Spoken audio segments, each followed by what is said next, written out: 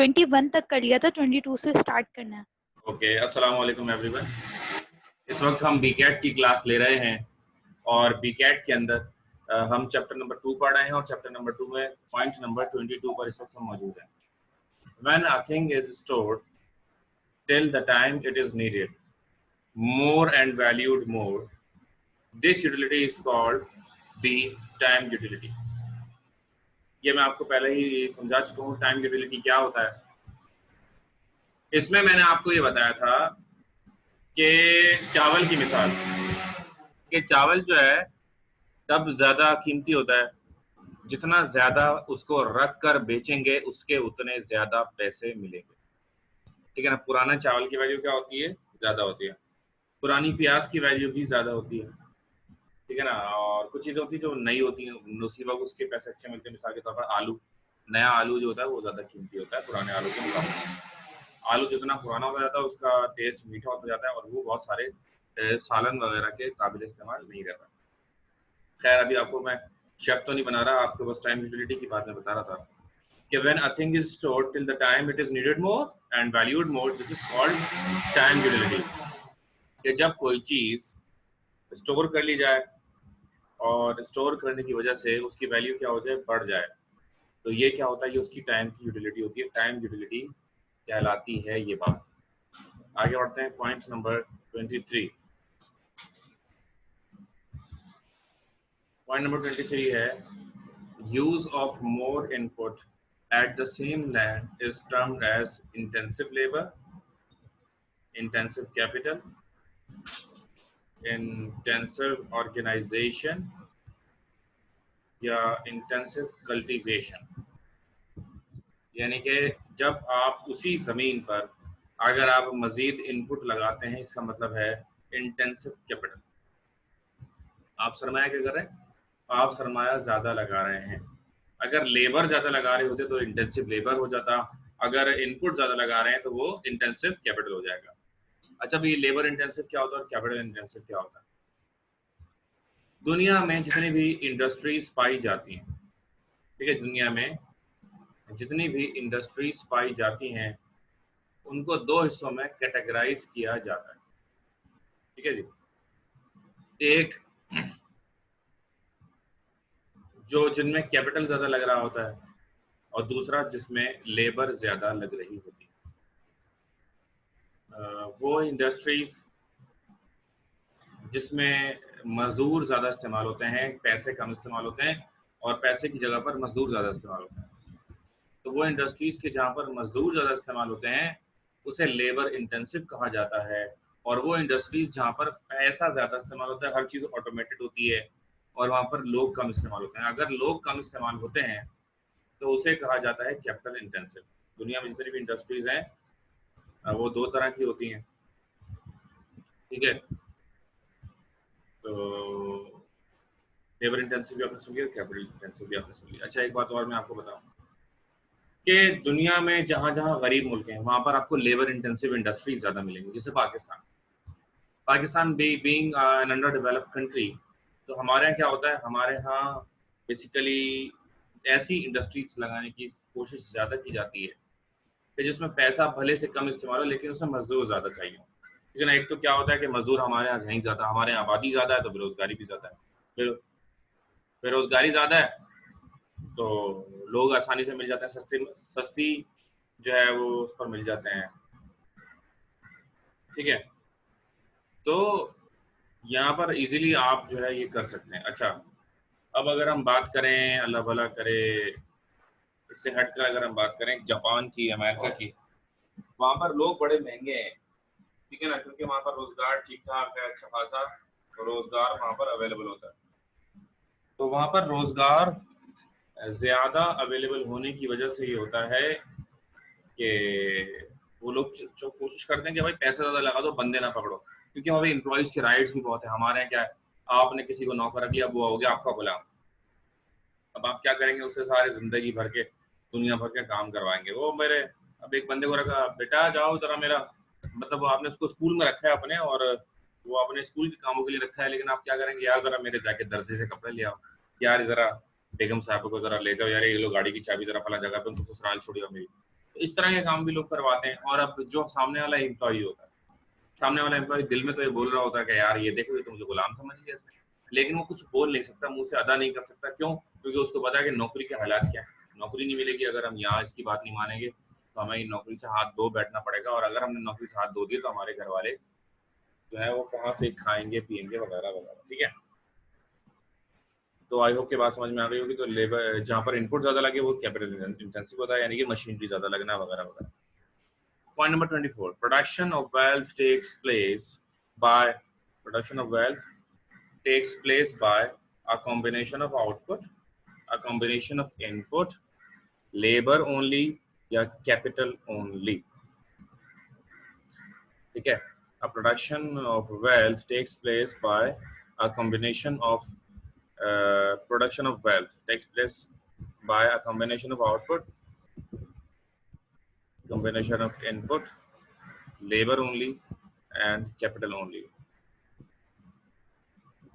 और देखिए इसमें लिखा हुआ है कैपिटल ओनली की प्रोडक्शन वेल्थ कैसे होगी। प्रोडक्शन ऑफ वेल्थ जो होगी वो होती तो basically land, labour, capital and organisation, इन तमाम चीज़ों के कॉम्बिनेशन से होती है। तो लेकिन जो इसमें सबसे बेस्ट सूटेड आंसर है वो कैपिटल ही है, क्योंकि कैपिटल होगा तो लैंड आप खरीदेंगे, कैपिटल होगा तो लेबर आप आ जाएगी, कैपिटल होगा पैसा होगा तो सारे काम खुद ब खुद हो जाएंगे। Therefore the answer is capital only. ठीक है, 25 in factors of production. Factors of production कौन कौन से होते हैं जरा बता दें। फैक्टर ऑफ प्रोडक्शन बता दें। मुबीन आप बता दें। मुबीन अहमद, मुबीन अहमद अपना माइक अनम्यूट करें। मुबीन अहमद, ये जी मुबीन, हेलो मुबीन। मुबीन आपको मेरी आवाज आ रही है? मुसब आपको मेरी आवाज आ रही है?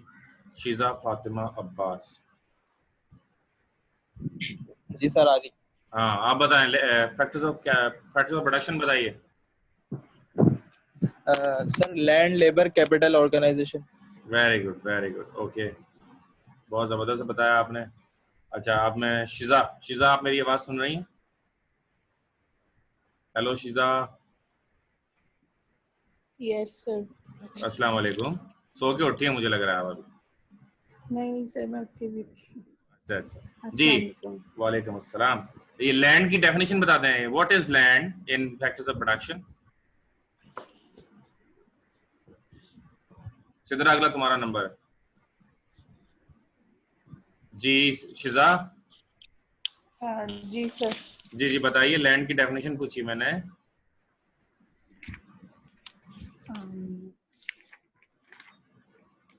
सर लैंड जिस पे हम अपना कुछ भी प्रोड्यूस कर सकें। Definition primary factors of production में लैंड। अच्छा जी, मैंने लास्ट टाइम लिखवाया था पिछली क्लास में, लेकिन आपको याद नहीं है। खैर अब हम आमने सामने तो है नहीं, ना ही मैं कभी मतलब पता नहीं हमारी क्लास कब ऑनलाइन हो, कभी आमने सामने होते हैं। खैर तो बात ये है बेटा कि देखिए मेरी पिछली क्लासेस आप रिकॉर्डेड आपको मिल रही है, मैंने रिकॉर्ड भी फॉर्म में करके अपलोड कर देता हूँ, आप उसको देखें, उसको समझें। उसमें मैंने लिखा था all kinds of natural resources are called land. All kinds of natural resources are called land. हर नेचुरल रिसोर्स क्या है, वो लैंड होती है इकोनॉमिक्स के अंदर। बस ये इसकी डेफिनेशन है। शिजा अगले हफ्ते भी तैयार रहिएगा, मैं अगले हफ्ते फिर कोई सवाल करूंगा आपसे। चलें जी, अब मैं बात करूंगा सिद्रा से। सिद्रा तो माशाल्लाह वैसे ही। जी सिद्रा। जी सर। कैसी हैं आप? ठीक। अच्छा ये बताओ, what is the difference between labour and organisation? Sir organisation भी ऑर्गेनाइजेशन का मतलब होता है ग्रुप ऑफ पीपल, ठीक है, जो लोग एक साथ काम कर रहे हो जी। और लेबर? और लेबर मजदूर होते हैं। और मजदूर इंसान नहीं होते? नहीं नहीं नहीं होते? नहीं मतलब होते हैं। अच्छा अच्छा। और लेबर वो होते हैं जो पर वेजेस पे काम करते हैं। और capital organisation? Organisation I think monthly होता है। Wrong, you are wrong. देखिए मैंने पिछले लेक्चर में, आप मेरा दोबारा सुनेंगे, आप सब मेरा लेक्चर दोबारा सुनेंगे। अच्छा कोई और इसका जवाब अगर देना चाहे, शिजा से बात हो गई, सिद्रा से, मुसब अगर आप जवाब देना चाहें, मुबीन अगर आप जवाब देना चाहें, लाइबा, मकसूद सर अगर आप याद है। जी ऑर्गेनाइजेशन वो होती है जिसमें एक कॉमन ऑब्जेक्टिव होता है सबका, जिसके लिए लोग काम कर रहे होते हैं, जैसे कि प्रॉफिट। और ठीक है, लेबर जो होता है, मजदूर, वो सिर्फ अपने पैसों के लिए काम कर रहे होते हैं। ओके ओके, काफी हद तक आप करीब करीब आ गई वैसे जवाब के। चले अब मैं आपको बताता हूँ, देखें बात यह है कि लेबर भी इंसान है, ऑर्गेनाइजेशन भी इंसानों को ही कहते हैं। लेबर भी लोगों का मजमुआ और ऑर्गेनाइजेशन भी लोगों का मजमुआ। फर्क ये होता है कि लेबर अपने फिक्स पैसों के लिए काम करती है, चाहे इदारे को प्रॉफिट हो चाहे इदारे को लॉस हो, उनको वो अपने पैसे मिल जाएंगे, चाहे इदारे को प्रॉफिट या लॉस हो उनको अपने पैसे मिल जाएंगे। लेकिन दूसरी तरफ क्या होता है कि जो ऑर्गेनाइजेशन होती है वो प्रॉफिट के लिए काम कर रहे होते हैं। अगर इदारे को प्रॉफिट होगा तो उन्हें प्रॉफिट होगा, अगर इदारे को लॉस हो जाएगा तो उनको भी लॉस हो जाएगा, उनको कुछ भी हाथ नहीं आएगा। अच्छा, एक और बात आखिरी में बता दूं कि ऑर्गेनाइजेशन जो होता है वो ग्रुप ऑफ लीडर्स होता है। बेसिकली होते तो इंसान है लेकिन वो लीडर्स होते हैं, वो आगे लीड कर रहे होते हैं। लेकिन जो लेबर होते हैं वो क्या होता है, वो फॉलोअर्स होते हैं, वो पीछे चल रहे होते हैं और जो उनको हुक्म मिलता है, जो हुक्म मेरे आका करते हैं, वो जो उनको हुक्म दिया जाए वो उसको फॉलो करते हैं। आई होप कि बात मजीद क्लियर हुई होगी, ठीक है ना। तो ये चीजें जरा हैं कि पिछली आप मेरी रिकॉर्डिंग जरूर सुनिएगा, इस पिछली रिकॉर्डिंग, और मैं फिर अपना है ना हर हफ्ते मतलब आपसे कुछ ना कुछ सवाल भी करता रहूंगा, ठीक है ना। I will take self test. अच्छा जी, तो हम थे 25 की जानिब। In factors of production, in factors of production are scarce and inefficient, the volume of production will be. If factors of production are scarce and inefficient, यानी कि जो फैक्टर्स ऑफ प्रोडक्शन है वो कम भी हैं और इनएफिशिएंट भी हैं। अगर फैक्टर्स ऑफ प्रोडक्शन कम भी हैं और इनएफिशिएंट भी हैं तो प्रोडक्शन पे क्या इफेक्ट आएगा? जाहिर है, तो बहुत ही सिंपल एमसीक्यू है कि भाई अगर प्रोडक्शन के अंदर क्या है कि हमारे पास बंदे भी सही नहीं है, हमारे पास जमीन भी सही नहीं है, हमारे पास कैपिटल भी सही नहीं है, कुछ भी सही नहीं है, तो हमारा प्रोडक्शन क्या होगा? कम ही होगा ना, ज्यादा तो कभी भी नहीं हो सकता। कोई मुआवजा हो जाए तो ज्यादा हो जाएगा, लेकिन किसी भी नॉर्मल सिचुएशन में ये ज्यादा नहीं हो सकता। तो इसका आंसर क्या होगा? इसका आंसर बी, स्मॉल ही होगा, ठीक है। अच्छा जी, number 26, which one of the following presented optimum theory of production? Which one of the following presented optimum theory of production? Adam Smith, Marshall, Pigo, and Robbins. The answer is B, Marshall. Professor Alfred Marshall इनका पूरा नाम था। Which one the optimum theory of production उन्होंने पेश की, उसमें उन्होंने ये बताया कि भाई किस तरीके से आप अपने रिसोर्सेज, अपने फैक्ट्स ऑफ प्रोडक्शन को यूज करें तो आपका जो आउटपुट है वो मैक्सिमम लेवल तक पहुंच सकता है, ठीक है। तो ये था प्रोफेसर रॉबिन्स ने बताया था, सॉरी प्रोफेसर मार्शल ने बताया था, एल्फ्रेड मार्शल ने, कि आप किस तरीके से बेहतर तौर पर अपनी तमाम चीजों को इस्तेमाल कर सकते हैं। नंबर नेक्स्ट है इंटरेस्ट। इंटरेस्ट सूद होता है, सूद हराम है, अल्लाह और उसके रसूल सल्लल्लाहु अलैहि वसल्लम से जंग, लेकिन हमारी मईशत इसमें चलती है। कल इमरान खान साहब ने ऐलान किया कि जो गरीब लोग घर बनाना चाहते हैं, तमाम बैंकों को डायरेक्शन दे दी उन्होंने कि सब जो है वो लोन प्रोवाइड करेंगे और एज लो एज 6% पर लोन प्रोवाइड करेंगे, ठीक है जी। अच्छा, तो interest is paid to labours, shareholders, debenture holders and managers, ठीक है ना। इंटरेस्ट किसको दिया जाता है? देखें, लेबर सबसे पहला ऑप्शन, लेबर को कभी भी इंटरेस्ट नहीं दिया जा सकता, क्यों? क्योंकि लेबर को तो सैलरी दी जाती है। क्या शेयर होल्डर को इंटरेस्ट दिया जाएगा? द आंसर इज नो, नहीं, उनको भी नहीं दिया जाएगा। अब भाई उनको क्यों नहीं दिया जाएगा? क्योंकि उनको प्रॉफिट दिया जाता है, डिविडेंड कहते हैं। वो प्रॉफिट जो शेयर्स पर दिया जाए उसे क्या कहते हैं? वो प्रॉफिट जो शेयर्स पर दिया जाए उसे डिविडेंड कहते हैं, ठीक है। तो शेयर होल्डर को डिविडेंड मिलेगा। अब डिवेंचर होल्डर्स को क्या मिलेगा? डिवेंचर होल्डर्स को इंटरेस्ट मिलता है। डिवेंचर अगर आप किसी भी कंपनी में लेते हैं, वैसे तो आपने सेकेंड ईयर पढ़ लिया है, डिवेंचर अगर आप किसी भी कंपनी में लेते हैं तो debenture are based on interest. What is a debenture? Debenture is a certificate of ownership.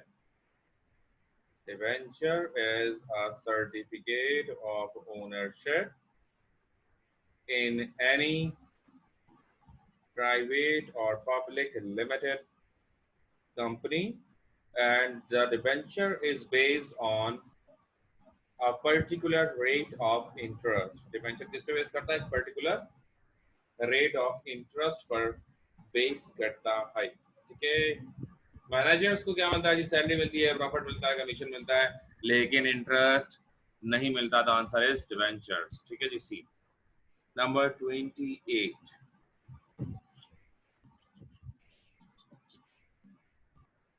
If you have any question, कोई सवाल आए फौरन पूछ लीजिएगा, घबराना नहीं है सवाल करते में. अच्छा है, सवाल पूछेंगे, मजा आएगा. Now teachers, doctors, lawyers, basically it is liars, all provide services to people, and these provisions of services are known as.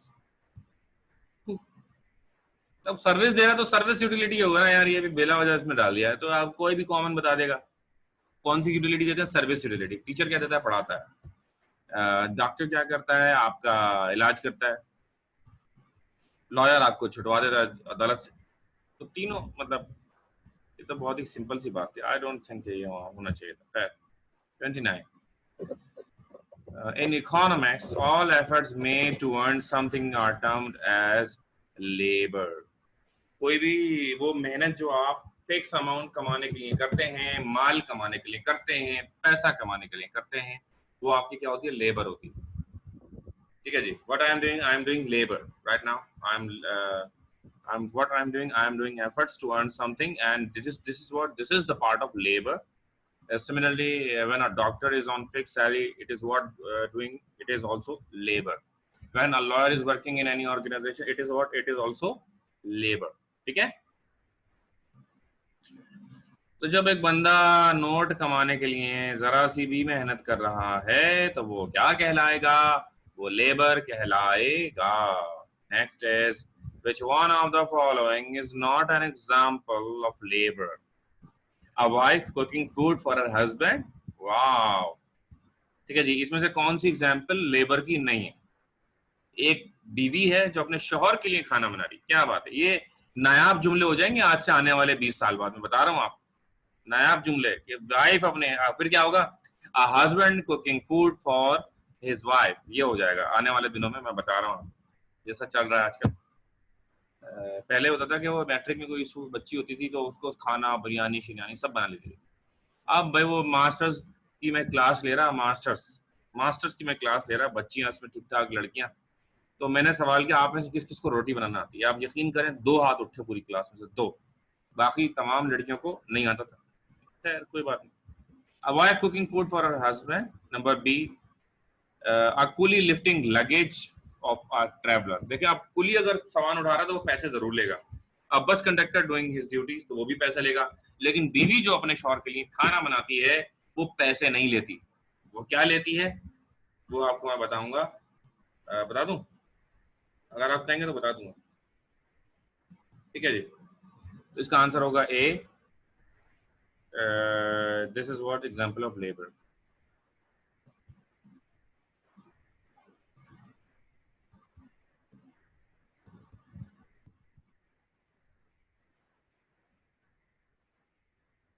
बहुत सारे. अच्छा आगे number 31. Land means all natural resources which are available on the soil, above the soil, in the soil. D, all of the. देखें आ गया. ये देखें Sheeza, Sidra, Musab, Mubeen and Laiba. देखें कितना जबरदस्त ये पॉइंट आया, बहुत जबरदस्त. कि land means all natural resources which are available on the soil, under the soil and above the soil. ठीक है जी. तमाम नेचुरल रिसोर्सेज जो जमीन के अंदर हैं, जमीन के ऊपर हैं, जमीन के बिल्कुल बाहर हैं, तो वो सब के सब क्या है? वो नेचुरल रिसोर्सेज हैं. आई होप कि अब बिल्कुल क्लियर हो गया होगा. कोई जिंदगी में आपसे पूछेगा आप फट से उसको जवाब देंगे. All natural resources on the soil, above the soil, in the soil are called land. है ना? You can use chat as well. We have the option of chat for you if you want to ask something, right? One of the following is not land. Electric power. देखिए जी, river natural है, land होगा, forest natural है, land होगा, समंदर natural है, land होगा। Electric power natural नहीं होती तो लैंड नहीं होगा। अब वो कहेंगे आप आसमानी बिजली, हाँ भाई ठीक है, आसमानी बिजली को आप लैंड कर दें, लेकिन यहाँ पर इलेक्ट्रिक पावर का मतलब वो बिजली है बेसिकली जो आपके घरों में आती है। अब ऐसा तो नहीं है ना कि वो बिजली कड़क रही होगी, आप तार डाल के बोलेंगे चलो भाई पंखा चलेगा अभी हमारा, ऐसा तो नहीं होगा, ठीक है ना। वो तो अल्लाह के अजाब में से होती है, एक बिजली जो होती है आसमानी बिजली, अल्लाह ताला के अजाब में से एक है, जहाँ वो गिरती है सब होगा, कभी जाकर देखिए आप। Number 33, which one of the following factors of production is a free gift of nature? इसमें से कौन सा फैक्टर ऑफ प्रोडक्शन मुफ्त है अल्लाह ताला की तरफ से, कुदरत की तरफ से? The answer is land. जमीन अल्लाह ताला ने आपको मुफ्त में दी है और कोई काम आप जमीन के बगैर नहीं कर सकते, कोई काम विदाउट लैंड यू कांट, नहीं कर सकते आप, ठीक है। Which one of the following factors of production is a free gift of nature? And as you know, the answer is B, land. सही है जी। The process of cultivation of barren land is termed as extensive cultivation. यानी कि होता ये है कि आप क्या करते हैं, बालू मिट्टी या कोई भी जरखेज मिट्टी उठा के ऐसी जमीन पर जाकर उसको फेंकते हैं कि जहाँ पर पहले प्रोडक्शन नहीं होती थी। जब वो जमीन में आप डालते हैं तो उस जमीन जिस पर वो मिट्टी डाली जाए वो प्रोडक्शन के काबिल हो जाती है। तो जब वो प्रोडक्शन के काबिल हो जाती है फिर आप उसको इस्तेमाल कर सकते हैं, ठीक है जी।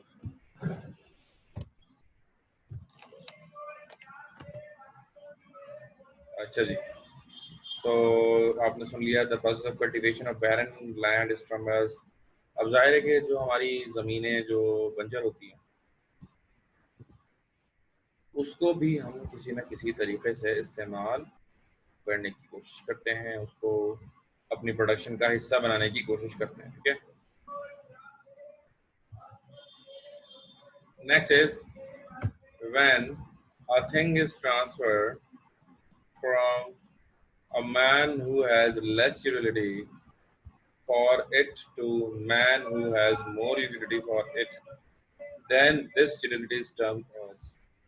When a thing is transferred from man who has less utility for it to a man who has more utility for it, यानी कि चीज एक ही थी, हमने एक बंदे से दूसरे बंदे के ऊपर वही चीज हमने क्या कर दी, ट्रांसफर कर दी। एक ही चीज एक बंदे से ली दूसरे बंदे को दे दी, एक आदमी से ली दूसरे आदमी को दे दी, लेकिन उस चीज की यूटिलिटी पहले आदमी के पास उस चीज की यूटिलिटी कम आ रही थी, जबकि दूसरे आदमी के पास उसी चीज की यूटिलिटी ज्यादा आने लगी। तो इसका क्या मतलब? इसका मतलब ये है कि that thing has more utility, this is called possession utility, possession utility, ठीक है। Suitable weather condition, rich soil and sufficient water supply will help which of the following products? Suitable weather condition, rich soil and sufficient water supply will help which of the following products? Industrial products? No. Cottage industries? No. Agriculture products? अब देखें agriculture जो products होते हैं उनकी production के जो agricultural से related products होते हैं उनको तो नहीं, लेकिन अगर इसको C, I think it should be C, ये गलत लिखा है, उसकी वजह ये कि तमाम चीज़ें एग्रीकल्चर गुड्स होते हैं उनको प्रमोट करती हैं इस तरह से कि उनकी प्रोडक्शन बेहतर हो जाती है। तो I think the answer should be C. तो चेंज कर लें इसको, डी नहीं हुआ, सी होगा। सुनिए आप लोग, which one of the following is not a land? Dams are not land, क्योंकि dams नेचुरल नहीं बल्कि बनाए जाते हैं। Number 38, in Western countries the volume of production is higher as compared to Eastern countries. In Western countries the volume of production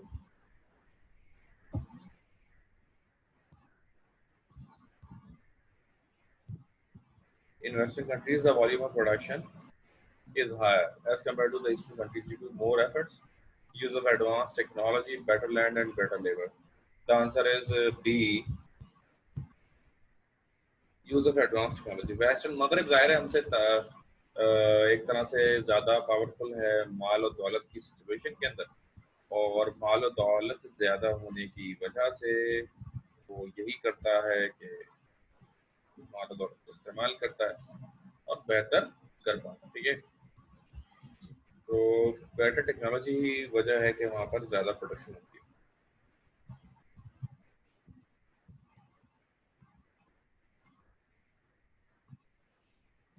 One of the following is not an example of labor. Which one is that? One of the following is not an example of labor. Which one is that? इनमें से एक जो एक example नहीं है labour की, कौन सी? Services of a carpenter in a factory, feeding of mother to her baby, an advocate defending client in a court.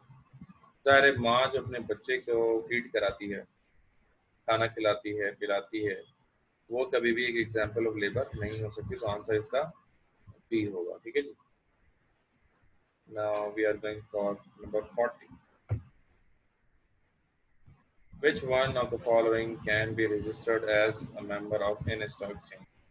Which one of the following can be registered as a member of a stock exchange? B, joint stock company. Stock exchange का member होने के लिए partnership नहीं हो सकता, sole proprietor business भी नहीं हो सकता, कोई कोऑपरेटिव सोसाइटी भी नहीं हो सकती। अगर कोई हो सकता है तो वो जॉइंट स्टॉक कंपनी हो सकती है। सही। अच्छा, इसके बाद political stability and a strong and popular government lead to large production, small production. Political stability and strong popular government. होता क्या है कि जब पॉलिटिकल स्टेबिलिटी होती है किसी भी मुल्क और जब गवर्नमेंट होती है उसके बारे में लोगों के तासुरात अच्छे होते हैं, अगर ये दोनों चीज़ें हो जाएं,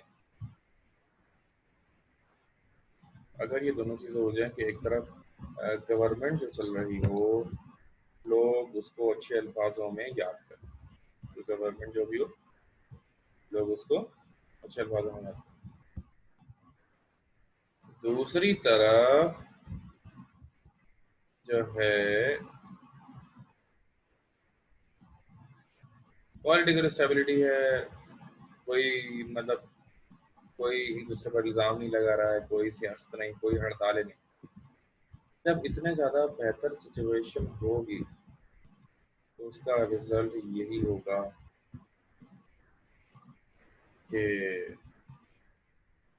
जो प्रोडक्शन होगी वो लार्ज होगी, ज़्यादा प्रोडक्शन होगी, क्योंकि हालात अच्छे। तो इन्वेस्टर भी क्या करता है, इन्वेस्टर बोलता है भाई जम के इन्वेस्टमेंट करो, जम के पैसा और माल लगाओ। ठीक है जी, क्योंकि मसला कोई, ठीक है ना।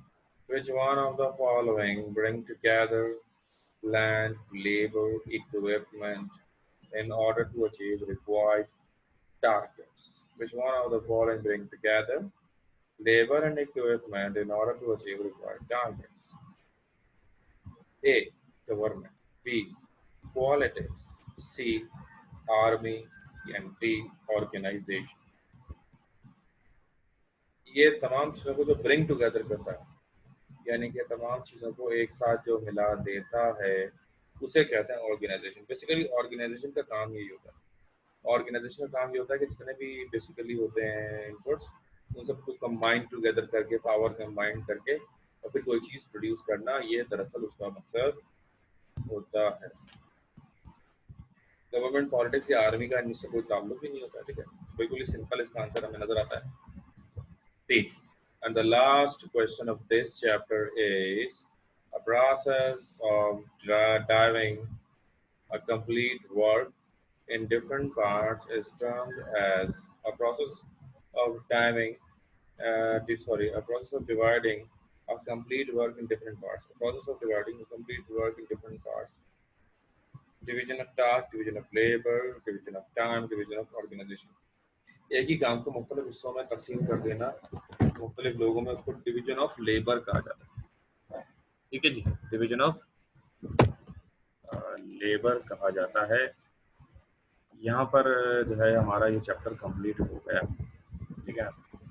वीडियो मैं अपलोड भी कर दूंगा, आप लोग अपना बहुत ख्याल रखिएगा। कोई सवाल हो तो पूछ लें प्लीज़, नहीं तो हम अपनी बात को इख्तिताम पज़ीर करते हैं। शुक्रिया।